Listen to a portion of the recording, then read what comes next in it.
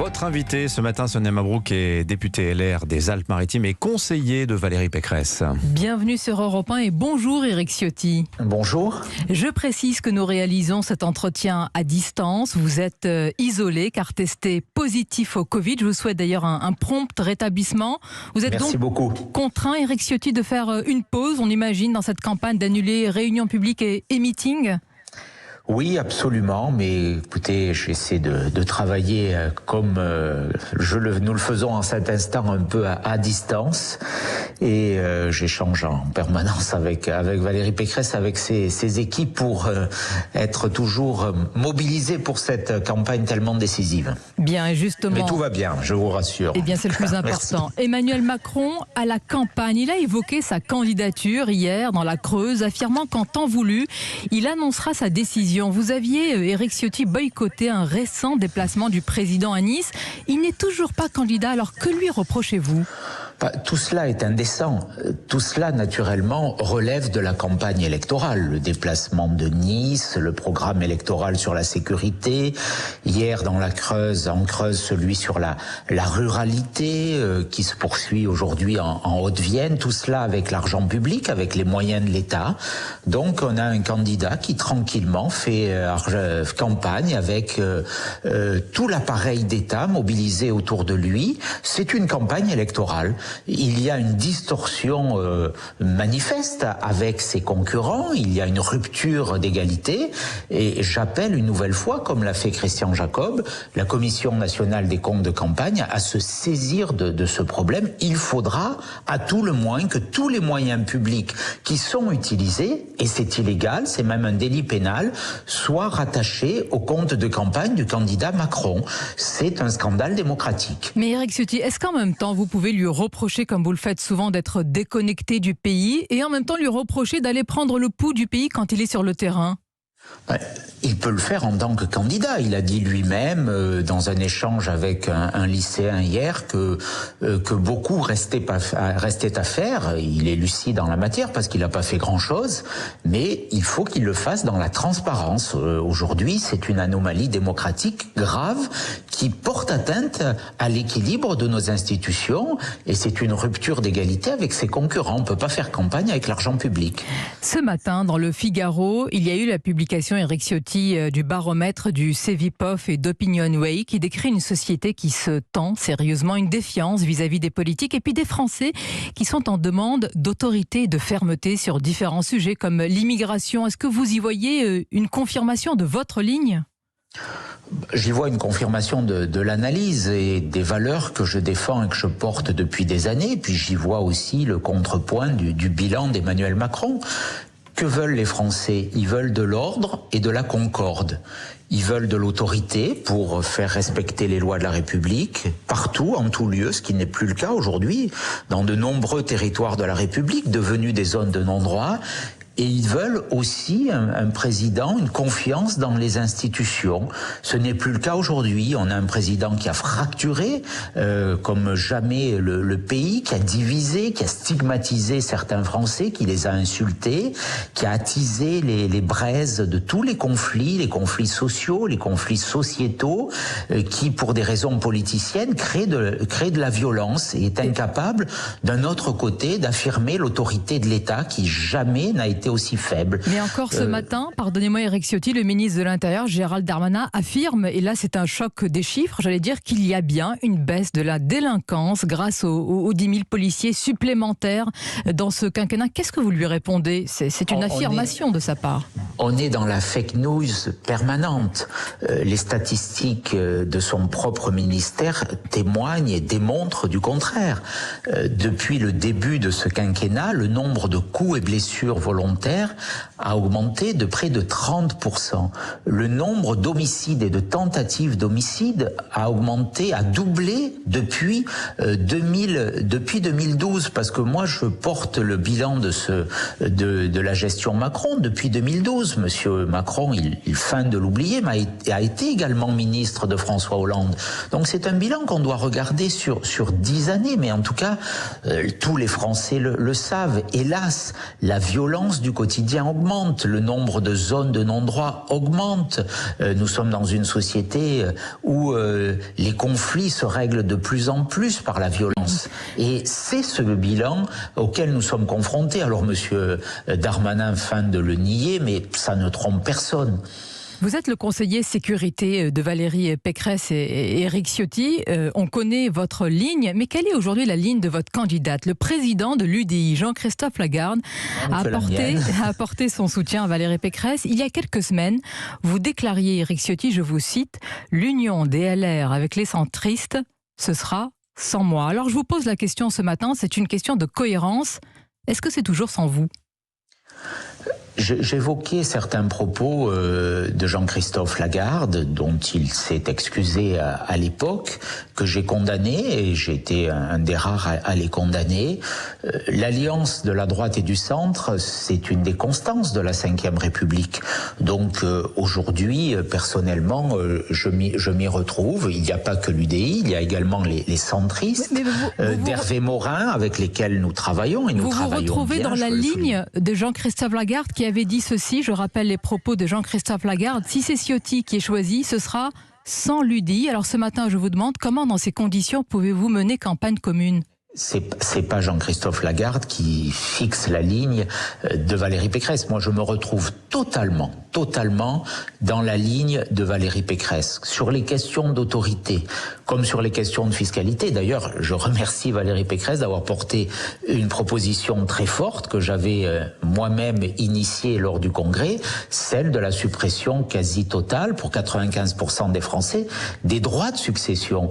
Voilà, donc je me sens parfaitement à l'aise dans la campagne de Valérie Pécresse. Il y a des alliés qui nous rejoignent, tant mieux, mais la ligne, elle n'est pas modifiée. C'est donc un allié, Jean-Christophe Lagarde. Je voudrais qu'on écoute ce que vous aviez dit à son propos lorsque Jean-Christophe Lagarde avait dit que si Charles Pasqua était encore vivant, il aurait filé une balle dans la tête d'Éric Zemmour. Voici ce que vous répondiez lors du débat de la primaire LR, Éric Ciotti.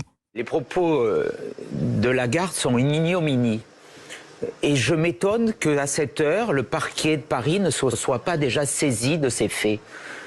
Le parquet national financier, il y a 5 ans, s'était saisi en quelques heures d'un problème d'emploi de collaborateurs parlementaires.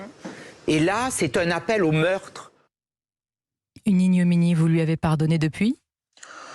Je maintiens ces propos, j'ai la même analyse, vous savez, j'ai une constance, mais là il s'agit de formation politique qui dépasse les personnes. L'UDI, c'est une histoire, celle de l'UDF, partiellement, puisque les centristes l'incarnent également. Ce sont des centaines d'élus, de maires totalement respectables qui portent une ligne, mais qui ne modifient en rien, je le redis, le cap qui est celui de Valérie Pécresse, qui porte ce projet d'autorité, de liberté. Soit, mais Éric Ciotti, voter Valérie Pécresse, et soyons cohérents ce matin, c'est aussi voter centriste. Est-ce qu'elle a réussi, la candidate, l'Union des centres ? Ce n'est pas voter centriste, c'est voter pour la France d'abord. C'est voter pour le redressement d'un pays en voie de déclin, vous avez un allié centriste et de déclassement. Vous savez, vous connaissez mes convictions, elles n'ont jamais changé, et je peux vous dire aujourd'hui que le seul moyen de porter les idées d'une droite républicaine forte, assumée, c'est voter Valérie Pécresse. Autrement, dans cette élection, il y aura plusieurs bulletins de vote. Il y aura pour Emmanuel Macron, il y aura le sien, bien sûr, quand il sera officiellement candidat, mais personne n'en doute, on en a parlé. Mais il y aura aussi celui de Marine Le Pen et d'Éric Zemmour. Je le dis très clairement aux électeurs qui pourraient, même à ceux qui m'ont fait confiance, être tentés par ces voix, elles permettront uniquement de faire réélire Emmanuel Macron. Le seul moyen de faire battre Emmanuel Macron, je le dis aujourd'hui, je lance un appel à tous les électeurs de droite, c'est voter pour Valérie Pécresse. Parce qu'elle sera justement au cœur de ce rassemblement indispensable. Vous savez, pour gagner, il faut rassembler des gens qui sont quelquefois différents, parce que si on est tous pareils, eh bien on n'est pas forcément majoritaire. C'est ce rassemblement que peut incarner Valérie Pécresse. Mais ma question, est-ce que vous vous sentez plus proche des idées de Jean-Christophe Lagarde, qui est avec vous donc dans la campagne et que vous considérez aujourd'hui comme un allié, ou des idées d'Éric Zemmour ? Je me sens proche des idées de Valérie Pécresse. C'était pas ma question, mais c'est ma réponse. J'ai pas d'autre positionnement. C'est elle qui sera présidente de la République et personne d'autre. Pour cela, peut-être qu'il faut passer par le fait de faire l'union des droites. Est-ce qu'il peut être l'homme de l'union des droites, Éric Zemmour ? Je ne crois pas. Moi, je crois au rassemblement des électeurs de droite pour gagner sur un projet responsable, cohérent, avec une équipe, avec des compétences, avec de l'expertise. On ne gagne pas une présidentielle avec des ralliements. On gagne une présidentielle en allant à la rencontre des Français avec un vrai projet. Il y a des constats dans lesquels je peux me retrouver, qui sont formulés par Éric Zemmour, mais l'enjeu de la présidentielle, c'est de reconstruire une France qui chute, de la redresser. Et là, pour le coup, il faut un projet solide, il faut de la raison, il faut pas simplement de l'émotion. Et c'est ce qu'incarne aujourd'hui, c'est ce que nous incarnons collectivement. Il manque donc de raison, Éric Zemmour, à vous entendre.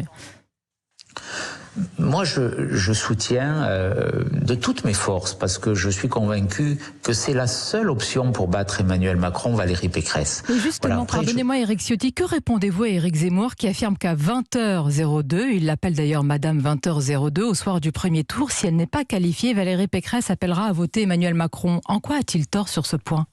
J'espère qu'à 20h02, Éric Zemmour appellera à voter Valérie Pécresse. Bien, mais vous ne répondez pas à ma question, vous allez me dire que c'est votre réponse. C'est ce qui se passera. Et moi, je me bats pour que cela se passe. Parce qu'autrement, si c'est pas cette hypothèse, eh bien, M. Macron sera réélu président de la République. Il faut le dire aux Français. Et je le dis à ceux qui sont tentés par un autre chemin. S'il n'y a pas Valérie Pécresse à 20h02 au second tour, eh bien, Emmanuel Macron sera quasiment réélu président de la République.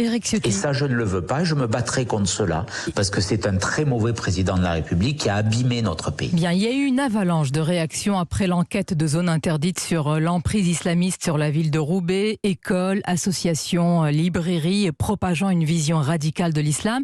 Vous, ministre de l'Intérieur de Valérie Pécresse, si elle était élue, qu'auriez-vous fait après un tel reportage ? Quels actes, quels sursauts ? Ce qui est important, c'est d'agir avant. Vous savez, le maire de Roubaix est très proche du ministre de l'Intérieur, politiquement, dans ce département du Nord, M. Darmanin, depuis longtemps. Hein, c'est un fait. Et donc, qu'est-ce que vous entendez par là ? Vous savez, l'action politique, c'est agir avant. C'est pas réagir quand il y a des émissions de télévision, comme quand on avait vu ce checkpoint à Marseille, où les dealers tenaient un quartier, et M. Darmanin a réagi le lendemain. Quand on est ministre de l'Intérieur, on a des informations, il y a des services de renseignement et il y a des actions à conduire. On ne laisse pas prospérer le communautarisme islamiste comme cela a été fait durant ce quinquennat. C'est le quinquennat de la lâcheté par rapport à l'islamisme. En quoi Valérie Pécresse serait la mieux placée pour lutter contre l'islam radical ? Parce que nous aurions, je le dis avec beaucoup de force, une détermination sans faille, une intransigeance permanente. Elle a démontré avec peu de moyens dans sa région, parce que c'est pas un président de région qui a les outils, mais rappelez-vous quand il y a eu l'affaire de Burkini dans les piscines, elle a, dans un établissement qui dépendait indirectement de la région, elle a proscrit, elle a interdit. Je connais sa fermeté sur ces questions, sa détermination, elle est totale. Et puis je peux je peux pouvoir dire que je serai à ses côtés aussi pour travailler sur ces sujets. On entend votre engagement et l'engagement de votre candidate. Et Jean-Christophe Lagarde, pour revenir à lui, est-il tout aussi engagé dans ce combat contre l'islam radical en tant qu'élu lorsqu'il était député à Bobigny ? Vous faites un peu une obsession sur M. Lagarde. Vous croyez que c'est mon obsession à moi ?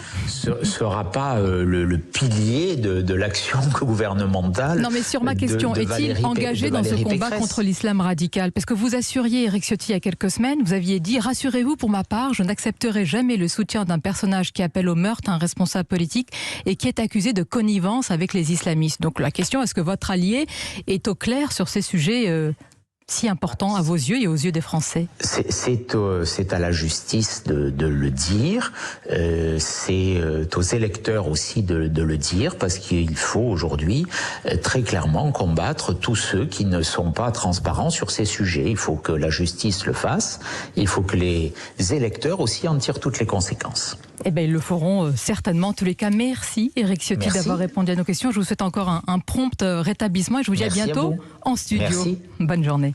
Merci.